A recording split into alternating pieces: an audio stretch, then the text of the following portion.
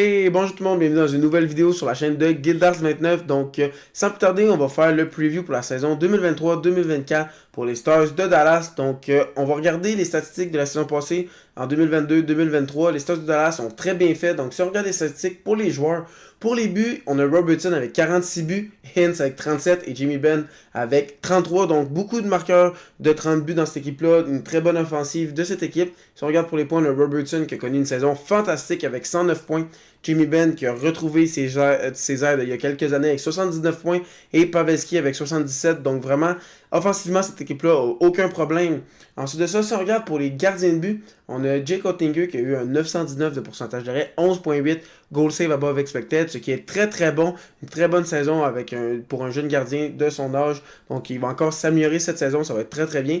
Et Wedgwood qui a connu une excellente saison avec 915 pourcentage d'arrêt et 4.5 goal save above expected. Donc c'est un des meilleurs duos de toute la Ligue nationale de hockey. Vraiment deux très bons gardiens. Et qu'est-ce que j'aime de ce duo-là, c'est qu'on voit clairement que Oettinger est le gardien partant, il est très très jeune, et que Wedgwood, il sait qu'il est un deuxième gardien. Je pense pas que dans le futur il va devenir un premier gardien. Comme il y a peut-être à Boston, on a Hallmark et Swayman, mais c'est deux gardiens qui pourraient devenir des gardiens numéro 1, qui pourraient avoir des conflits, peut-être ils se battent pour le poste de numéro 1, mais là, on voit clairement qu'il y a le numéro 1, le numéro 2, puis les deux sont très très bons, donc c'est un très bon duo dans les buts pour les Stars de Dallas. Ensuite de ça, si on regarde les statistiques de l'équipe, ils ont fini avec 108 points, 47 victoires, ce qui est très très bon. Deuxième de leur division, huitième de la Ligue nationale. Ils ont seulement fini avec un point derrière Colorado qui était premier dans la centrale. Donc vraiment, très très bonne saison pour les Stars de Dallas. Surtout si on regarde toutes les statistiques de l'équipe. Ils sont cinquième en avantage numérique à 25%. Donc ça c'est excellent. Et si on regarde le désavantage numérique, troisième à 83.5. Donc les unités spéciales excellentes pour les Stars de Dallas. Puis si on regarde pour les buts, ils sont 7e avec 281 buts. Et pour les buts contre, 3e avec 215. Donc vraiment, oui, on finit 8e dans le général, mais toutes leurs statistiques sont encore plus haut. Donc peut-être que l'année prochaine, ils pourraient être encore plus haut au classement général. Donc vraiment, très très bonne saison pour les Stars de Dallas. Donc justement, vu qu'ils ont connu une très bonne saison, ils sont quand même jeunes, mais ils ont des bons vétérans, ils ont des bons jeunes.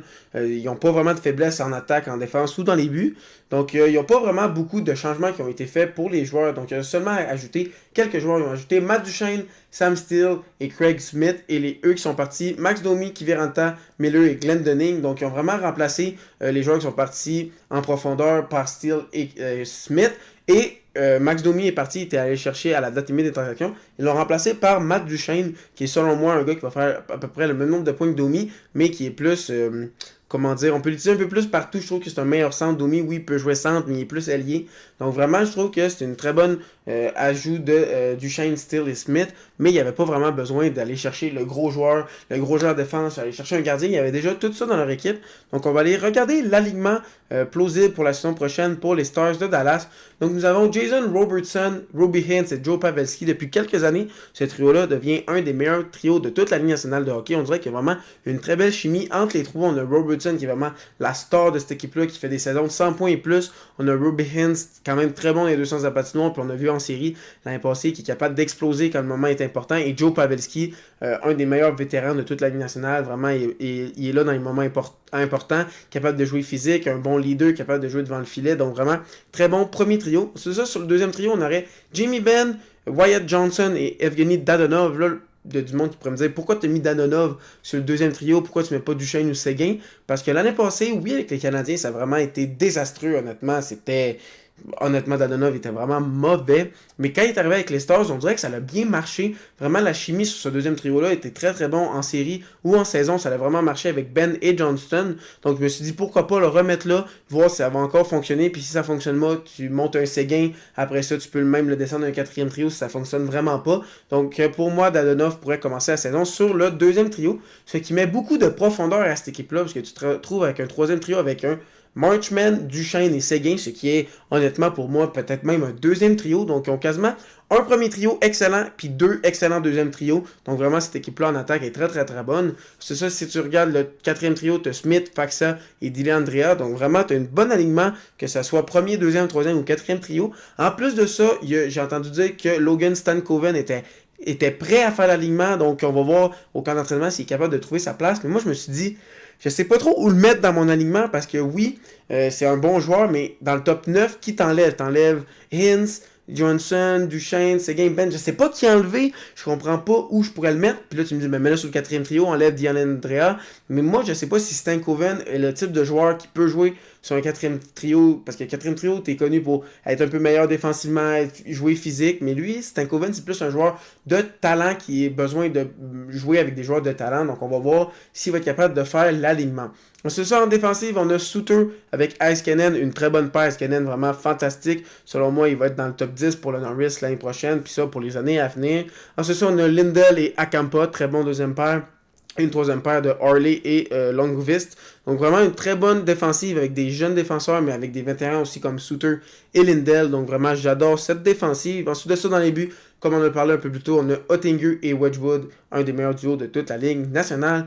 Donc si on regarde les joueurs en extra pour cette équipe, nous avons Sam Steele, Stankoven et Karlstrom. Donc vraiment, même si quelqu'un se blesse, il y a des joueurs qui peuvent monter dans le top 6. Comme par exemple, on dit Pavelski se blesse, tu montes Seguin sur le premier trio, tu rentres un Sam Steele, un Stankoven sur le troisième trio, puis ça va quand même très très bien. Donc vraiment, je trouve que cet alignement-là est bon dans le 4 premiers trios, mais aussi dans les extras. Ensuite de ça, en défensive, on a Joel Henley ou Jordy Ben. Donc, Jordy Ben, un vétéran qui est capable de jouer des minutes s'il en a besoin. Puis Henley qui peut amener un bon boost en attaque s'il y a un blessé. Donc, vraiment, j'aime ça aussi, les extras à la défensive. Et dans les buts, on a Matt Murray. C'est pas le Matt Murray que vous connaissez, qui jouait avec les Penguins, Ottawa, Toronto. C'est un autre Matt Murray, un Matt Murray un peu plus jeune. Donc, ça, c'est le troisième gardien pour les Stars de Dallas. Et si on regarde pour les prospects, ils ont Maverick Bourque et Logan Stankoven. Donc, j'ai mis Stankoven dans les extras et dans les prospects parce que je me suis dit que s'il ne fait pas l'alignement, est-ce que c'est vraiment utile de l'avoir dans les extras puis qu'il ne joue pas?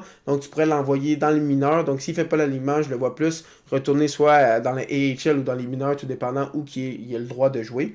Et Maverick Bourque, c'est quelqu'un qu'on ne parle pas souvent, mais il fait une très bonne carrière junior. Il se développe très très bien. Même quand il l'a repêché, on savait qu'elle allait être très très bon. Donc, on va voir que ça va donner pour lui. Et à la défensive, ils ont Lian Bichel qui avait repêché en première ronde il y a quelques années, qui était encore un très bon prospect. Donc, même si les Stars, c'est une des meilleures équipes l'année prochaine, qui ont déjà des bons joueurs, ils ont encore des jeunes joueurs qui vont s'emmener dans les prochaines années. Donc vraiment, cette équipe-là pourrait être très très bonne pour plusieurs années. Donc vraiment, ils s'en vont dans la bonne direction. Mais est-ce que cette année, ça va être la bonne année pour Pavelski? Est-ce que les Stars vont gagner une Coupe Stanley? Est-ce que Pavelski va enfin toucher à son trophée? Seguin et Ben aussi cherchent à avoir leur fameux Coupe Stanley qu'ils n'ont pas encore dans leur carrière. Puis pour Pavelski, ça commence à faire tard. Oui, il est encore très très bon, mais il commence plus à jeune. Donc, ça serait le temps qu'il gagne une Coupe Stanley. Puis les Stars sont en bonne direction pour se rendre très très loin en série. Moi, je pense qu'ils vont probablement être premier ou deuxième de leur division avec Colorado, comme la saison passée. Je pense que 1 point, 2 points de différence comme la saison passée pourrait être le cas encore cette année. Je trouve qu'ils sont vraiment bons partout. Ils n'ont pas de faiblesse, que ce soit les centres, les ailiers, la défensive, les gardiens de but. Puis je trouve aussi que l'entraîneur-chef est très très bon aussi. Donc vous, où vous les voyez finir, donc dites-moi ça dans les commentaires. Aussi, si vous êtes encore là, sûrement que vous avez aimé la vidéo. Donc n'hésitez pas à liker, à vous abonner si ce n'est pas déjà fait et cliquer la petite cloche pour savoir quand je fais d'autres vidéos. Et sur ce, bonne fin de journée.